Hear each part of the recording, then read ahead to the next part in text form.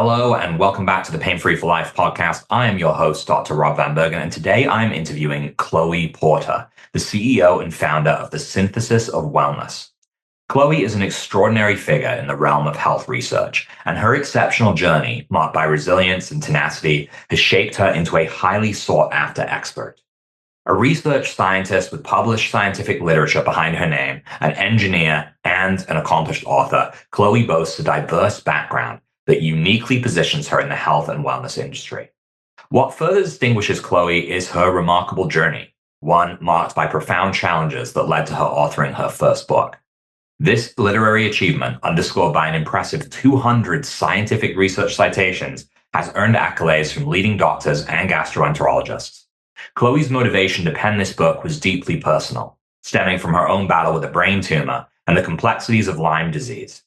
Chloe's determination in the face of adversity not only led to her to become one of the youngest female biohackers to date, but also fueled her passion for advancing the fields of brain health and gut health optimization. In this episode, Chloe and I discuss her journey, how she got to where she is today, and what came along the way. We discuss biotoxin illness, Lyme disease, and other illnesses as well. We talk about what it is, the symptoms, testing, a root cause approach to healing. And we also discuss a healthy intestinal microbiome and the benefits that this can entail. Lastly, we finish our discussion with a brief but succinct piece on cognitive brain health and the impacts of this on our digestive tract. We look into all of this and more in this episode. So let's jump right in. Welcome back to Pain Free for Life, where we share how to successfully overcome all kinds of chronic and extreme conditions to live happy, productive, pain-free lives forever. And now, here's your host, co-founder, and board-certified holistic healthcare practitioner, Dr. Rob Vanbergen. Chloe, welcome to the show. Thank you so much for having me. I'm honored to be on. Okay, so I'm excited to talk about this here, especially when we're talking with anyone who has got a personal journey associated with that topic. So I know that this work that you do is deeply personal for you. Could you share your journey with the audience, how you got here? Yeah, absolutely. So several years ago now, I had a myriad of different symptoms, anything from passing out all the time to brain fog, fatigue, anything you would think of commonly associated with just an infection. I had night sweats, swollen lymph nodes, a whole myriad of symptoms. So, it wasn't until I passed out, I was home alone and driven to the ER that I realized I really needed to take my health into my own hands because I left the ER without a diagnosis. And so months later, I had so many neurological symptoms as well that the doctors wanted a brain MRI, and they did find a brain tumor. So we got that removed. And, I had hope with the diagnosis of a brain tumor that after getting that out, everything would go back to normal. Everything would be good. But after days in the ICU, months of recovery, still was not feeling better. In fact, felt a little bit worse just because of the progression of something like chronic Lyme disease. And so that's when I really drew on my background in health research and a very analytical background and just started diving into the scientific literature myself and found so much resonation with biotoxin illness and Lyme disease. So that's when I started getting into the meat of things, got the proper blood work, proper diagnoses. And ever since then, we've been much, much better. Good. I'm glad to hear it. And so it sounds like they diagnosed you with this brain tumor and you thought in that moment that, okay, once they get this out, everything is going to return to normal. Did it to any degree? Or did it kind of, was there just no positive change after that at all? Yeah, so the tumor was non-functional, so it was not producing any hormones. They thought it was functional based on my blood work, but my blood work was really impacted by the Lyme rather than the tumor. But it did need to come out at some point because of where it was located and a risk of a blindness later in life. So, Wow. yeah. Yep. Okay, so you mentioned Lyme disease, and people, they immediately think ticks, and they go straight there, and very common in certain parts of the states for sure. So obviously it was Lyme disease. How There's so many different kind of definitions of this, because people sometimes they think it's ticks, sometimes they think it's a different condition that is causing the same symptoms. Like, how do you define Lyme disease, the symptoms, and what sort of tests did you do to kind of prove to yourself, especially with your research background, that this was what you had? Yeah, no, that's a great question. And, I used to live in Kentucky where there are ticks everywhere. And I was a competitive horseback rider for much of my life and into college, and a perfect breeding ground for ticks. So I got bit and, I got the bullseye rash, but it was delayed. It was a delayed rash. And I didn't connect the dots at that time um, until, again, months later, all these symptoms started coming on. And, fast forward to whenever I requested certain blood work, we're looking at complement proteins like C4A and C3A, looking at MMP9, an enzyme, looking at certain inflammatory markers, TGF beta, even looking at antidiuretic hormones. So all of these different biomarkers kind of helped me solidify that this is biotoxin illness related.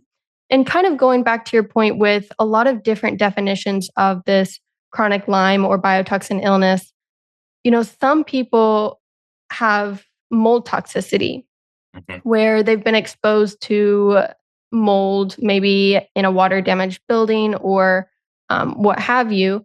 And that can present very similar symptoms because ultimately what we're looking at is the same cytokine storm, the same chronic inflammatory response that's happening with chronic Lyme as is a mold exposure or prolonged mold exposure. And so, we're looking at HLA gene variants can certainly play a role here where the innate immune system and the adaptive immune system aren't necessarily communicating 100% with each other. And so these biotoxins, whether it's Lyme or mold, can't get shoved out of the body appropriately.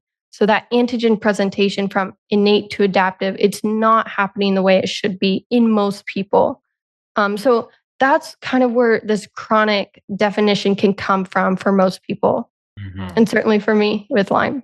Okay, yeah, and I see the same thing now even being referenced by people that are saying that like post COVID can even seem to present these same things. So it's kind of Yep. any infection can present in this way. Now, you mentioned this kind of this cytokine storm, it's this inflammatory body-wide issue. And a lot of people that I've worked with Lyme, they present most commonly with that brain fog as the thing that bothers them the most. They just feel like their mind is not working. They're not able to learn or process or just get through the day, and they're so tired.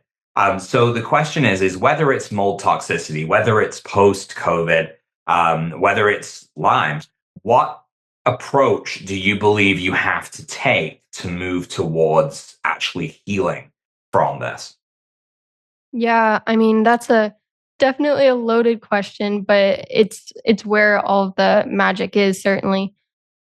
For me, I can't necessarily speak to what would help anyone else, but for me personally, um, it's an extensive protocol of a lot of binder therapy initially, a lot of antimicrobial support to get some of those spirochetes out of the body, um, and a lot of immune regulation. Mhm. So those three kind of tied together and in a proper order. Now, I will also note that Lyme can damage a lot of different parts of the body, especially the nervous system.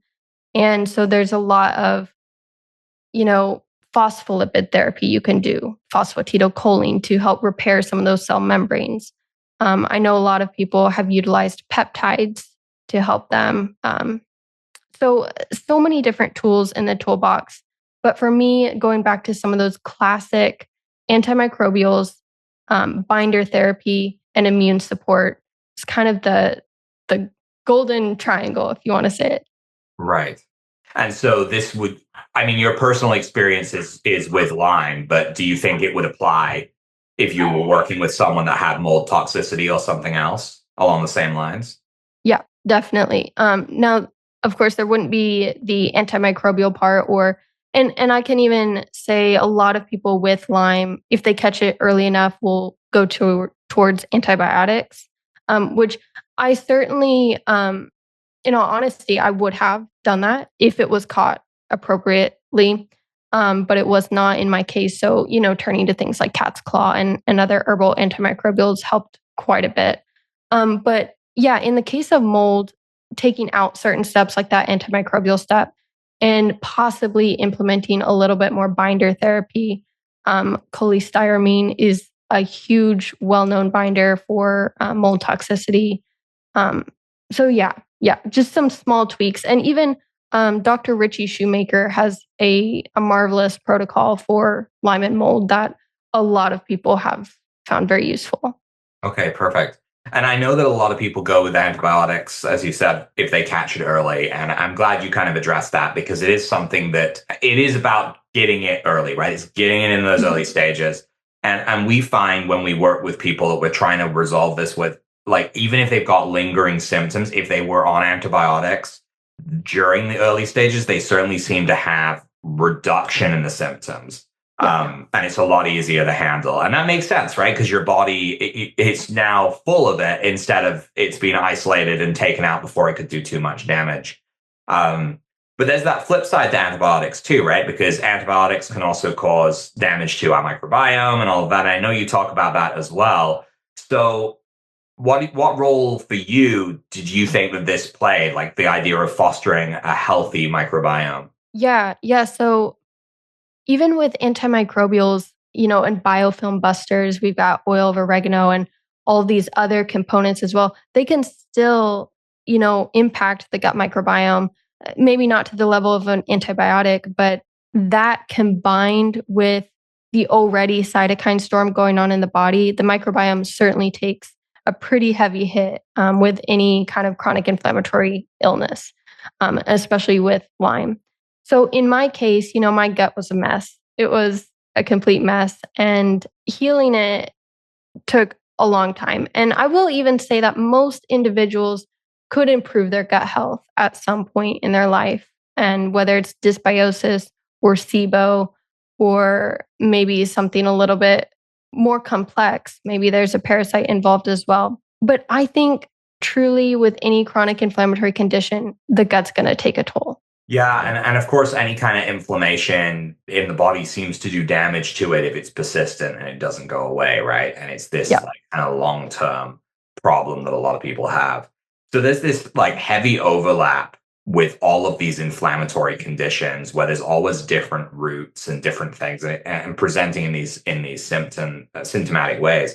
Do you believe that like whether or not it's cognitive symptoms or it's pain or it's fatigue, is it all connected to that inflammatory nature of like the body trying to fight back against these conditions? For the most part, I would I would say so. For the most part, um, that huge cytokine storm, the brain's on fire. We've got neuroinflammation that's contributing a lot to that cognitive impairment sometimes, or brain fog, fatigue, all of that.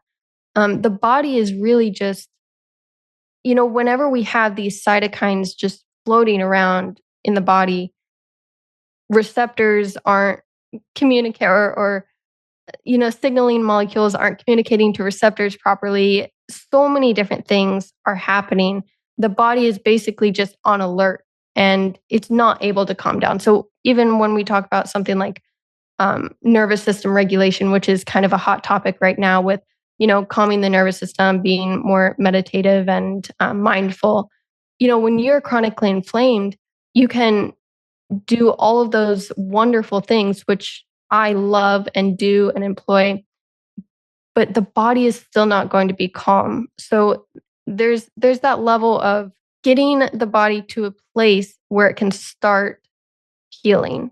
And for me, that was calming the inflammation as much as possible at the beginning. So, truly, a lot of anti inflammatory kind of herbs, supplements, therapies right up front, just to get the body to start responding to some of these other things like the binders, antimicrobials, and also prepare the body so there's not, a Herx reaction. Or if there is, it's not crazy at the beginning with all those antimicrobials. Yeah, I know a lot of people are really terrified of these Herx reactions because they've had Yep. them once before and they're like, I can't go back to doing that again.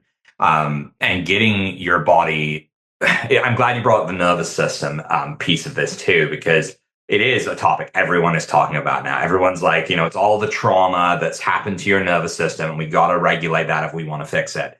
But I come up against clients all the time that don't want to do that at the beginning. They're like, I just want some relief. I want some results. Yep. And I get that. I do, because they've been dealing with this for a long time, but they can get there, right? In order to, they can get through that, get some relief, but they're probably going to have to learn to regulate that nervous system afterwards in the end. It kind of has to be done. Yep. Sure. How do you go about recommending people work to avoid these Herx reactions? Because this is a big fear factor for a lot of my listeners, is that some of them have experienced it. Other people just don't want to experience it. Like, is it a certain like regimen of herbs and things that you'd recommend? Like, do you mind sharing some of that information? Yeah. So Herx reactions, at first I didn't really think it was going to be a big deal starting out my journey, but man, they can get you. Um, in my experience, priming the detox pathways, so liver, lymph, kidneys, allowing the bowels to move properly, priming all of these pathways, making sure they're open and ready to excrete anything and everything. That would probably be my step one, because again, um, if you're not eliminating the toxins, but you're killing bacteria, or you're binding toxins and they're ready to be excreted, you're just going to be recirculating them. And we have enterohepatic circulation that certainly isn't going to be our friend in this situation either. Um, and and that's why something, not to get on a tangent, but that's also why something like cholestyramine, where it's going to bind to these bind to bile, it's a bile acid sequestrant, is going to help push it out of the body. So the binders are great for helping with the Herx reaction and priming the detox pathways. Those would probably be my two. Okay, perfect. Yeah, and that makes total sense, because if the body can't process the stuff that's trapped within it and get rid of it, it's just going to circulate and cause these issues. And we see Yes. that a lot with mold too. Like, so all of these things can apply in the same way. There's kind of like a few things we look at with patients when they intake with us, as to whether or not our microcurrent technology is going to make them feel worse. And one of them is mold. There's the possibility of Lyme. There's the possibility of post-COVID. We seem to be adding to the list, and it's all going to come down to these detox pathways. So we actually look to try and use meridians and things like that as well to open up those detox pathways, and just help the body process through, ultimately to avoid those Herx reactions. Because I know when I first started to see those, it really kind of made me nervous about, why are people's bodies reacting negatively to something positive, right? Like, Yep. cleaning itself out. Okay, so what about the brain impacts of all of this? So, how do you view brain health and the combination of Lyme, of these biotoxin illnesses? And do you have to do different things to work on the brain health part of this, or is it all just going to kind of work together in healing the body? I love that. And brain health, neuroscience, that's certainly where my passion lies, that gut brain connection. And, I may even give you an example with just something as common as dysbiosis, gut dysbiosis, rather than connecting it back to Lyme in this instance. Whenever we have gut dysbiosis and an elevation in lipopolysaccharides, which are, a component of the gram-negative bacteria that are endotoxins to the body, those lipopolysaccharides when elevated in dysbiosis, can escape from the gut, enter systemic circulation, cross the blood-brain barrier, and contribute to neuroinflammation. And invite, all of this microglial cell activation, which those microglial cells are the resident immune cells in the brain. So whenever we have this crazy neuroinflammation going on and microglial cell activation, we're looking at possible neuronal cell damage as well as mood impacts. So a lot of anxiety and depression, those are correlated with neuroinflammation in a lot of different studies. Brain fog is certainly impacted, or a result of neuroinflammation in many cases. So truly, I think it goes back to that cytokine storm and the brain's involvement in that cytokine storm.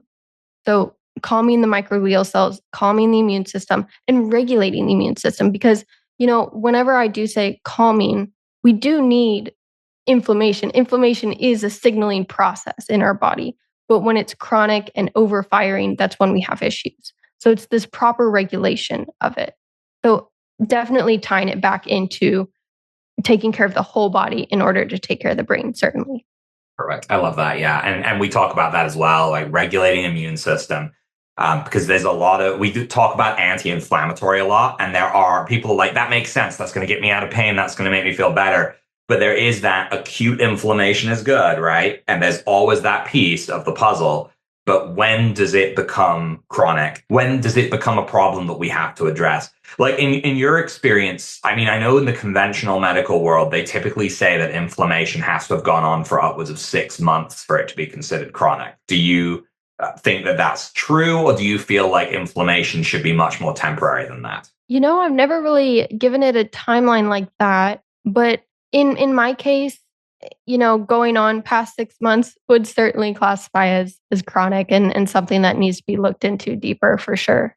Right. And I love that you tied it together with the anxiety and depression, because you do see that inflammation has that impact on the brain. And there is that root in it. And there's this concept of inflammaging too, right? It's the inflammation persisting in your body is aging your body faster than it naturally should. So again, there's almost always a good side to something, right? And especially if it's a body's natural function. So there is a good side to inflammation, but when it becomes chronic, it is just going to kind of wreck your world. And that's what we need to focus on. We need to work on getting rid of that. Yeah, absolutely.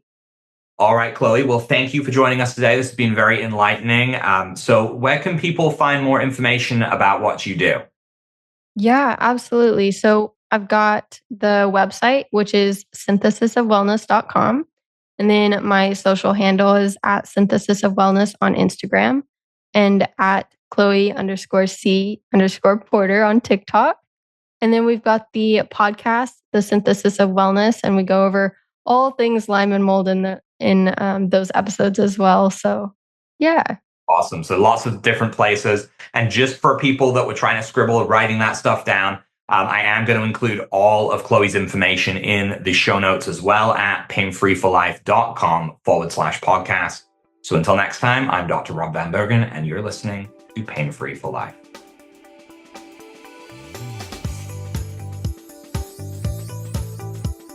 Thanks for listening to Pain Free for Life. Be sure to follow us, share the show with family and friends, and leave us a review on iTunes. Every time you share the show, you are helping someone take their life back from pain.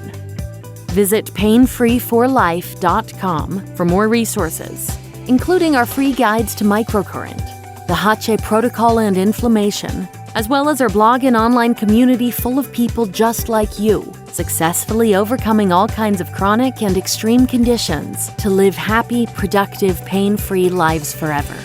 And stay tuned for the next episode of Pain Free for Life.